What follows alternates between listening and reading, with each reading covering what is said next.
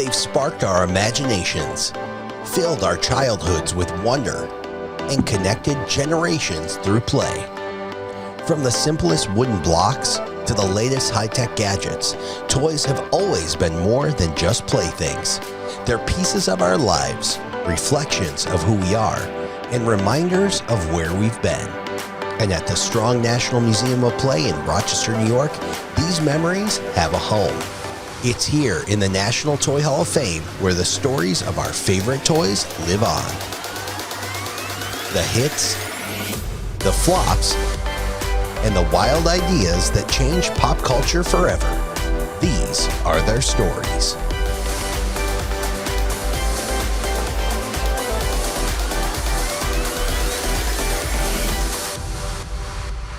Hey everybody, Ryan Turco, toy enthusiast and pop culture fan. I'm joined here with Chris Bench, the Vice President of Collections here at the Strong National Museum of Play. What do we got today? Ryan, we have toys, with toys in quotes, that maybe most people don't think of as toys, or that certainly were not thought of as toys when they were first created, but are now in the National Toy Hall of Fame. Oh, wow, that's exciting. Yeah, I don't see any sort of collectible box or anything here that these are packaged up in. So let's check it out. What do we got first? So let's start with this item. This is a representation of the cardboard box. Okay. And when the Toy Hall of Fame started in 1998, the first year they inducted like 10 different toys, things that everyone would think of, like Barbie and the Radio Flyer Wagon and the teddy bear. Sure. So when the Strong Museum got the Toy Hall of Fame in 2002, we thought we'd put our own spin on it a little bit. And in 2005, we decided that it was a year to recognize something that was a little bit of a curveball. And we inducted the cardboard box into the National Toy Hall of Fame. Did you play with cardboard boxes when you were growing up? Who didn't? What did you do with them? I'm trying to think. I remember cutting up one into like a monster truck. Okay. And so it was artistic. It was fun because just like you have here, I mean, you can color on them. Right. And then you could cut them out and make different things. And I believe we made like a monster truck at the time. Gravedigger and Bigfoot were all the rage in the 90s there. And I remember making but it didn't last long. All right. After that's three, the downside. My brothers and sisters getting on that, and it broke down pretty quick. Well, what lots of people think about are appliance boxes. Oh, sure. When the neighbors got a side-by-side refrigerator, and I know when I was growing up, if somebody got a washer, dryer, range, everyone in the entire neighborhood, long before social media, knew exactly where you wanted to be playing in that backyard. And those turned into rocket ships, those turned into puppet theaters, those were Little House on the Prairie, any number of different items. Sure. And we were really excited about it, and people kept sending us great stories about the toy, that the cardboard box was in the Toy Hall of Fame. But when the Strong Museum went to Toy Fair, the big trade show in New York City that year, where people try to sell their new toy ideas to retailers, I thought, they're going to come and beat us up because they're building their entire livelihood about selling stuff, and we're encouraging people to play with something that's for free. Sure. But to my surprise and delight, the people who came by our booth at this big trade show kept saying, "Oh, I remember when," and they had all those same kind of cardboard box stories that you and I are just talking about. Sure. Also talking about cardboard boxes out of season becoming sleds down grassy hills. Oh, yeah, you flatten those, you go down there. We got pictures from grown-ups who said, our grandkids came, they so loved the cardboard box that our new table from Pottery Barn came in. They insisted on taking it home. So seeing pictures of kids from the 1950s up to now playing in cardboard boxes is a representation that play doesn't know any limits. Sure. Where kids and grown-ups see capacity, like a cardboard box, it's a tool for your imagination to turn it into something for play. Well, and it's funny too. You think about, obviously toys and Christmas are tied together so much. And Christmas morning, how many times you set up that perfect thing that you have, and then the kid's over playing with the box that it came in. So that's just perfect proof that the cardboard box is not a manufactured toy, but it is a toy in so many people's minds. And it's interesting. I was just my kids just a couple of years ago. There's a company out there now that capitalized on this, building forts, and so you can actually buy cardboard panels and build your own forts, and they have both different licenses for different things, but also ones that you can decorate your own, which is kind of what we see here. I mean, did you make this yourself? I did not personally. One of my talented colleagues did, because we needed to show something other than just an Amazon box in our display case when we actually inducted the cardboard box. So this is our glamour box. That's awesome. I mean, you basically built your own toy, and I'm going to say too, I remember as a kid, not knowing when certain figures were going to come out, and I was a little artistic, and I would actually take and draw my own figures, and then I would glue them to cardboard to reinforce them, and I'd almost make my own paper dolls. Kind of it sounds like it. But it made them durable, and one of the things that I remember is actually the Power Rangers, and I actually drew their heads as humans, but then I put a little piece of Velcro on it, again with cardboard, to have their mask when they morphed. Do you still have those? I want those for the museum, Ryan. I'll have to see.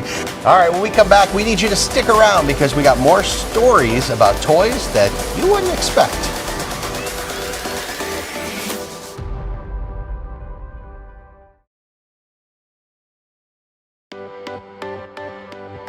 Did you know in 2023, the Strong National Museum of Play unveiled a massive 90,000 square foot expansion?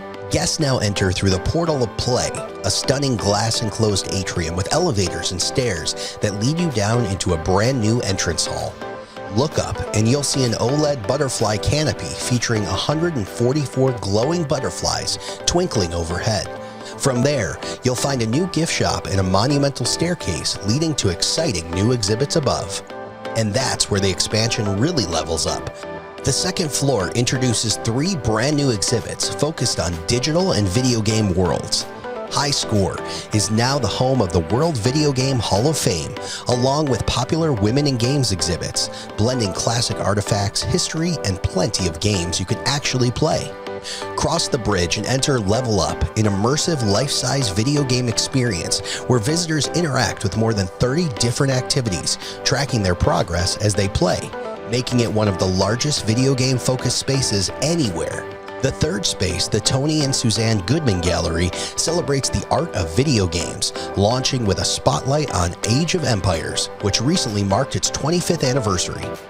And the expansion doesn't stop indoors. Taking advantage of the warmer weather seasons, the museum also created its first ever outdoor experience, the Hasbro Game Park, a playful space that brings classic board games to life outside the museum walls. Now that's play on a whole new level. Welcome back. We're talking about toys that weren't meant to be toys. What's up next, Chris? You know, we're going to go way back in history, way to prehistory, and we're going to talk about the stick. The stick. Yes. One of my favorites in the Toy Hall of Fame. Because in 2005, when we inducted the cardboard box into the National Toy Hall of Fame, we got such great reaction from the public, from the media, that we thought, we sort of have to do that all over again. So in 2007, we inducted the stick into the National Toy Hall of Fame. Now, I would contend that sticks go back to prehistory. People have been playing with sticks. Sticks are also great because they are not a species-specific plaything. Lots of dogs know that sticks are toys as well as people. Sure. And sticks can be any sort of things, kind of like the cardboard box. Is it a magic wand? Is it a lightsaber? Is it your rifle out on the prairie? Any number of things that kids turn it into. Sure. Did you ever play with sticks? Oh yeah, up? I mean, especially when you're hiking around. My grandpa had tons of woods down in the Watkins Glen area. We used to go down there, and we'd go out and play all day long, and you never know what you were going to find in the woods. And depending on the shape of the stick would always depend on what it was. The sword was always a given. You grab a little twine, and you got the whole guard protector on it, and you're ready to go. until somebody got whipped really hard, you know, or somebody ended up crying. We actually have a stick that a father brought out of his attic and gave to us with his adult son's permission. It is a stick about yay long. It has silver duct tape around it to make a handle, just like you're actually talking. I'm pretty sure it was a lightsaber in his son's life. Wow. And he actually needed to get authorization. This had been something they had treasured so much, they had put it in the attic. When his son came home from college for the holidays, son said, yes, you can give it to the Strong Museum. So we are thrilled. This is just a stick from my backyard, which is the great part about sticks. Sure, you can find them anywhere. It's got a magic wand kind of look to it. It does. You know? That was what I was thinking. Harry Potter, you name it. But to have a stick that was actually used that way, and we've got documentation, and even you were talking about sticks that look like something. I was at a B&B in Illinois on a business trip, and there in the living room on the coffee table was a stick that looked just like this, Ryan. And I said to my hostess, oh, what's that? She says, oh, that's a stick that looks like a pistol. My grandson found it. Oh my I gosh. said, you know when he's done with it? I want it for the museum. And she says, no, take it. It can be yours. What I didn't think about is I was flying, and as I put my carry-on bag onto the conveyor belt, I thought, what should I do? Should I say, look out for the stick that looks like a pistol, or is that even weirder? So I said nothing, and my bag went into the machine, and it stopped, and it came out, and went back into the machine, and it stopped, and it came out, and third time it went through, and I didn't know whether to be thrilled or terrified that my stick that looked like a gun got through. That kid became front page story in his little town newspaper, and as a teenager, he later came here, and we did a big to-do about his stick is on display in the Strong National Museum of Play. So that's so awesome. Sticks can take you all sorts of places. And that's what's so exciting about what we're doing here is that, you know, if you like what you see, you can come and experience it here firsthand at the museum. So such an awesome story there. So the stick. I did take personal heat from Stephen Colbert the holiday season after we inducted the stick, because he said, right by name, Mr. Bench has ruined the shopping season for the toy industry this year, because the stick is now in the Hall of Fame and grown-ups will cheap out and will give sticks to their favorite kids for the holidays. Thinking that almost any publicity is good publicity, we challenged him to have me on the air, to have a stick duel. He was not man enough to take me on, so I feel morally superior to that. We got to get him here. You know, the show's ending coming up next season, and he's got to come here and experience. What a way to go with a stick duel, and I'm just the man to give it to him. Yeah. I remember too, growing up. We now that we're sitting here talking about it, a bow and arrow was also a popular one, and that was, I think it was my grandparents' way of distracting us, because it was like, oh, go find a stick that's going to bend, and so how many did we snap in half? And then we had to tie it off, and then I remember, you know, to make the little arrows, we had to like carve a little piece into it so that we could actually notch to shoot it off. And so I do remember being a little successful with it, but definitely was an entire day's activity. That's great when you're trying to keep the kids occupied. Adults even recognize sticks as playthings, not just to keep kids occupied, but I know I've been on the beach many times. There's a piece of driftwood, and there I am doodling in the sand with my stick. Or using it as the flagpole on my sandcastle, things like that. So grown-ups can see the possibility in sticks, and that sends us back in time to be kids again. It's great to use your imagination, and when we come back, somebody else used their imagination on something that was not supposed to be a toy, but something that you probably played with. From a simple spring to one of the most beloved toys of all time, meet Betty M. James, the woman who made Slinky a household name. Back in 1945, James took over a struggling company called James Industries. What she saw wasn't a failure, it was potential. Betty not only gave her husband's 1943 invention its now world-famous name, she took control of the company when he left for Bolivia and never looked back. For more than 50 years as president and CEO, Betty James turned a metal coil into a cultural icon.